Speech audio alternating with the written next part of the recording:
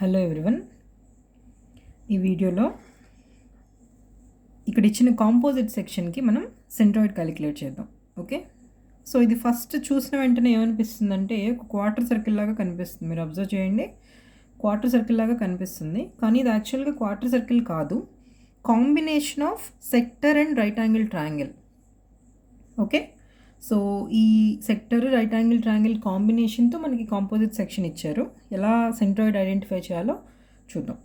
Okay, so మీరు previous వీడియోస్లో observe చేస్తే నేను ఇలా టేబుల్ మెథడ్ ప్రిఫర్ చేస్తాను. టేబుల్ మెథడ్ చాలా కన్వీనియంట్గా ఉంటుంది, ఈజీగా ఐడెంటిఫై చేయడానికి కూడా ఉంటుంది. ఓకే, సో సెంట్రాయిడ్ ప్రాబ్లమ్స్ అన్నిట్లో నేను ఆల్రెడీ ప్రీవియస్ వీడియోస్లో చెప్పాను. ఫస్ట్ స్టెప్ ఏంటి? Identify the reference access. So reference access ఎలా ఐడెంటిఫై చేయాలి? అసలు రిఫరెన్స్ యాక్సెస్ ఏంటి అంటే, ఈ కాంపోజిట్ సెక్షన్కి ఎక్కడి నుంచి అయితే మనం సెంట్రాయిడ్ క్యాలిక్యులేట్ చేస్తున్నామో అది రిఫరెన్స్ యాక్సెస్. ఓకే, సో ఈ ఫిగర్లో ఈ ఎక్స్ట్రీమ్ బాటమ్ లైన్ ఏదైతే ఉందో దీన్ని ఎక్స్ యాక్సిస్గా నేను నోట్ చేస్తున్నాను. ఈ ఎక్స్ట్రీమ్ లెఫ్ట్ లైన్ ఏదైతే ఉందో ఇది వై యాక్సిస్గా నోట్ చేస్తున్నాను. రీజన్ ఏంటి? Extreme bottom line, extreme left line X axis Y యాక్సిస్గా ఐడెంటిఫై చేయడానికి రీజన్ ఏంటి అంటే, మొత్తం కాంపోజిట్ సెక్షన్ మీరు అబ్జర్వ్ చేస్తే ఫస్ట్ క్వాడ్రంట్లోకి వెళ్ళిపోయింది చూడండి. అంటే మనం వేసే X coordinates, y coordinates, x1 x2 y1 y2 మనం నోట్ చేస్తాం కదా ఇక్కడ. సో అవి పాజిటివ్ వాల్యూస్ అవుతాయి. ఓకే, సో అదొక్కటే రీజన్. అందుకే ఇప్పుడు extreme bottom line, extreme left line XY యాక్సిస్గా మార్క్ చేస్తారు.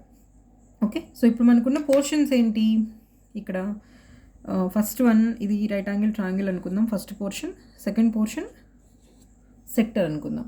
ఓకే, సో ఫస్ట్ పోర్షన్ నేను ఇక్కడ నోట్ చేస్తున్నాను, right angle triangle, right angled triangle. Second portion sector of a circle, sector of a circle. Okay, లాస్ట్లో మనకు తెలుసు ఫార్ములా ఏంటో, centroid formula ఏంటో. ఎన్ని పోర్షన్స్ ఉన్నాయి ఇక్కడ? 2 పోర్షన్స్ ఉన్నాయి కాబట్టి ఎక్స్ బార్ ఆర్ ఎక్స్సి మనం ఎక్స్ బార్ లాగా రాస్తాం, లేదా ఎక్స్సి అని రాస్తాం. సో ఫార్ములా ఏమైపోతుంది? సిగ్మా ఏఎక్స్ బై సిగ్మా ఏ అయిపోతుంది. 2 పోర్షన్స్ ఉన్నప్పుడు మనం దాన్ని ఎలా అబ్రివేట్ చేస్తాం?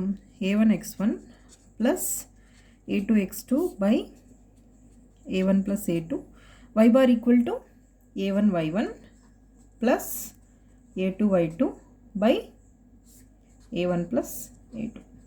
ఓకే, ఇక్కడ సబ్ట్రాక్ట్ చేయడానికి ఏం లేదు, ఎందుకంటే మనకి హోల్లా కానీ లేకపోతే ఏదైనా రిమూవ్ చేసే పార్ట్ లాగా మనకి ఇక్కడ ఏం లేదు కాబట్టి రెండు అడిషన్ లానే కనిపిస్తున్నాయి. ఓకే, సో అందుకని సమ్ వస్తుంది.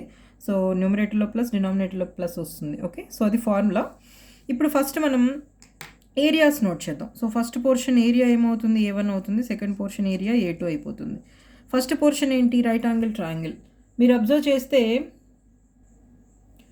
రైట్ యాంగిల్ ట్రయాంగిల్కి ఇక్కడ ఈ సైడ్ ఇచ్చారా? ఇవ్వలేదు. Okay, so right angle triangle ఇలా తీసుకోండి.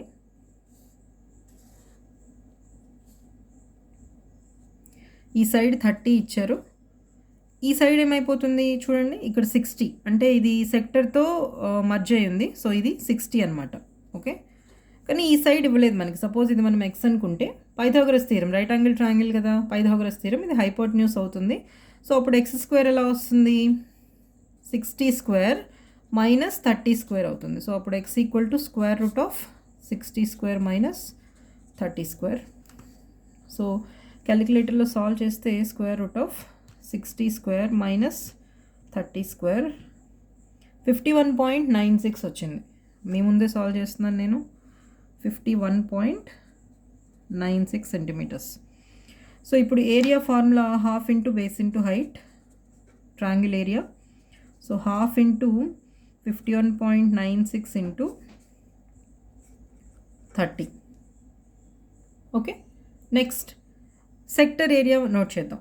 సెక్టర్ ఏరియా ఫార్ములా ఏంటి? Alpha are square, alpha are square.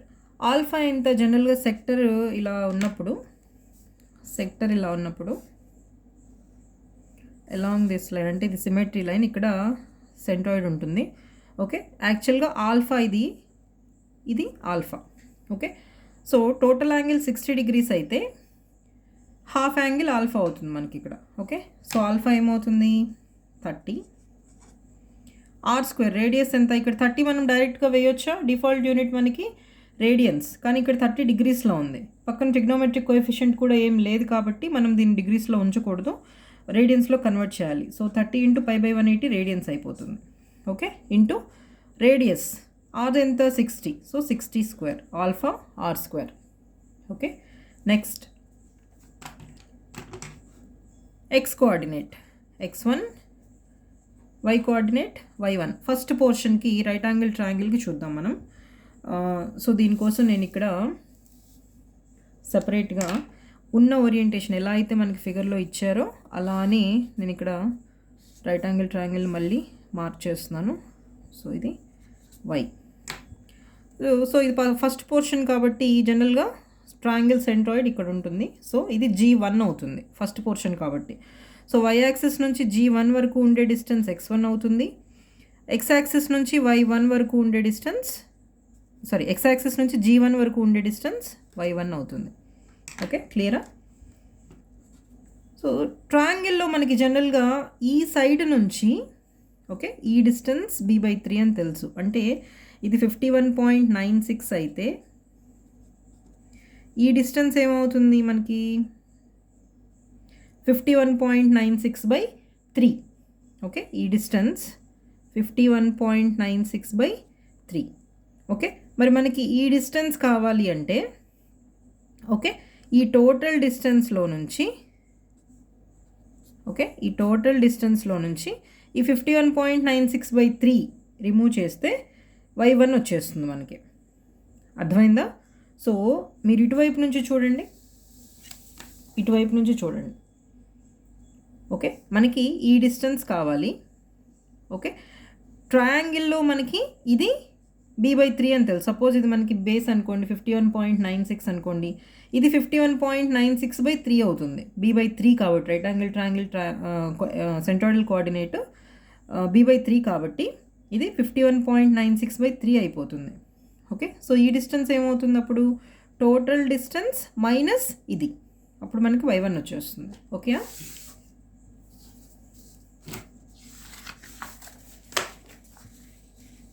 So y1 ఏమవుతుంది? 51.96 మైనస్ 51.96/3. సింప్లిఫై చేసి తర్వాత నోట్ చేసుకుందాం. x1 ఏమవుతుంది మనకి? ట్రయాంగిల్ ఇప్పుడు కూడా దీన్ని ఇదే ఓరియంటేషన్లో చూడండి, ఈ ఓరియంటేషన్లోనే చూడండి మీరు. ఓకే, రైట్ యాంగిల్ ట్రయాంగిల్లో ఈ డిస్టెన్స్ ఏమవుతుంది? డైరెక్ట్గా h/3నేగా, అంటే ఇది మనకి 30 కదా, అప్పుడు ఈ డిస్టెన్స్ ఏమవుతుంది? 30/3 కదా. ఓకే, సో x1 డైరెక్ట్గా మనకి 30/3.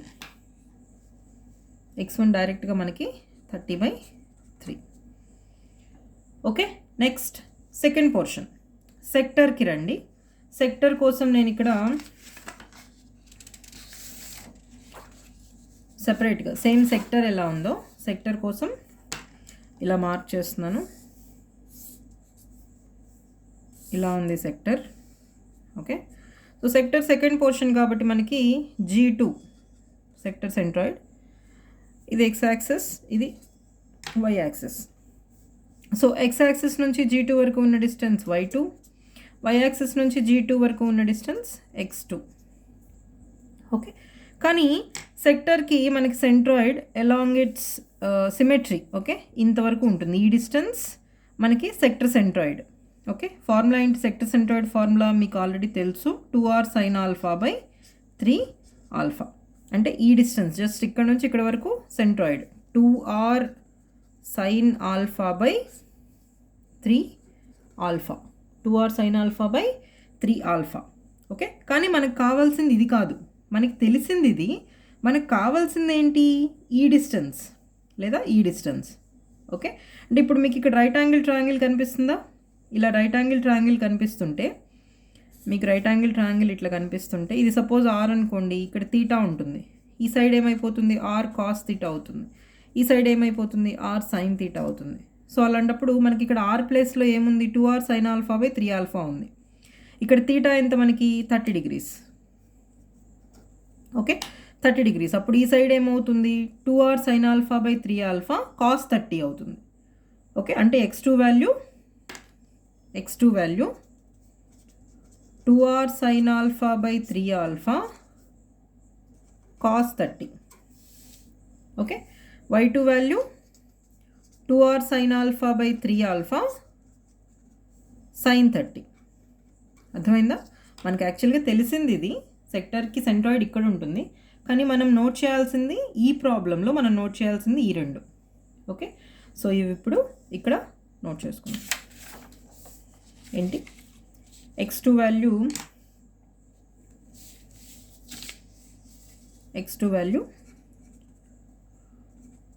2r sin alpha by 3 alpha cos 30, y2 value 2r sin alpha by 3 alpha sin 30. Okay, ఇవి సబ్స్టిట్యూట్ చేద్దాం. 2 ఇంటూ రేడియస్ మనకి 60,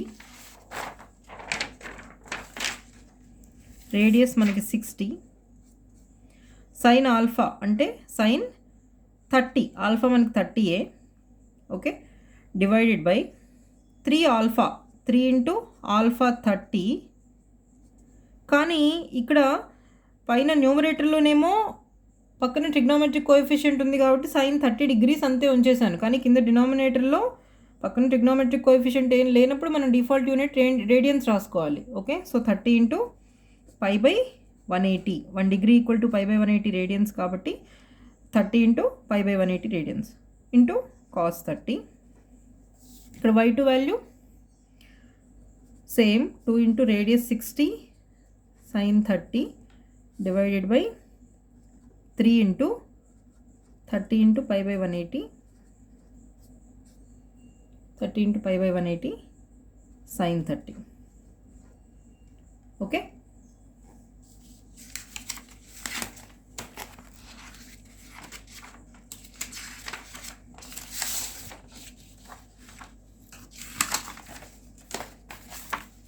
ఇప్పుడు మనం ఫార్ములాలో సబ్స్టిట్యూట్ చేసి సింప్లిఫై చేయడానికి ట్రై చేద్దాం. Okay, so X bar equal to a1 x1 plus a2 x2 బై a1 plus a2. So substitute చేస్తే మనం a1 ఎంత అవుతుంది, 51.96 into 30 divided by 2, 779.4 into x1 30 by 3 10. Okay, plus a2 alpha are square కదా, so 30 into pi by 180 into 60 square 1884.95 into x2 2 into 60 120 into sin 30 60 into cos 30 divided by 3 into 30 into pi. Okay, ఈ డినామినేటర్లో ఉన్న 180 న్యూమరేటర్లోకి వచ్చేస్తుంది into 180, so 33.079. So నేను 33.08 తీసుకుంటున్నాను divided by a1 plus a2 779.4 plus 1884.95. So simplify చేస్తే 779.4 into 10 plus 1884.95 into 33.08 divided by 779.4 plus 1884.95 ఎంత వచ్చింది, 26.32 centimetres. Okay, 26.32. Next y bar equal to a1 y1 plus a2 y2 by a1 plus a2. మనకు already a1 a2 వచ్చేసాయి. So 779.4 into something plus 1884.95 into something divided by 779.4 plus 1884.95.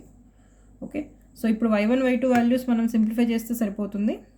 51.96 minus 51.96 divided by 3 34.64. ఇది y1 value. Next y2 value ఇది. So 2 into 60 120 into sin 30 1/2 కాబట్టి 60 అయిపోతుంది. So 60 cos 60 sin 30 again అది half, so 30 అయిపోతుంది. Divided by 3 into 30 into pi, కింద 180 పైకి వెళ్ళిపోతుంది న్యూమరేటర్కి, so into 180. Okay, so 19.09. So simplify చేస్తే 779.4 into 34.64 plus 1884.95 into 19.09 divided by 779.4 plus 1884.95. So 23.63 centimeters. Okay, so x bar y bar, g of x bar y bar equal to 26.32 centimeters, 23.63 centimeters. Okay, so ఈ మెథడ్లో మనం centroid simplify చేసాం. Okay, so చాలా సింపుల్గా అనిపించిన కొంచెం coordinates వేసేటప్పుడు కాంప్లికేటెడ్గానే ఉంటుంది. ఓకే.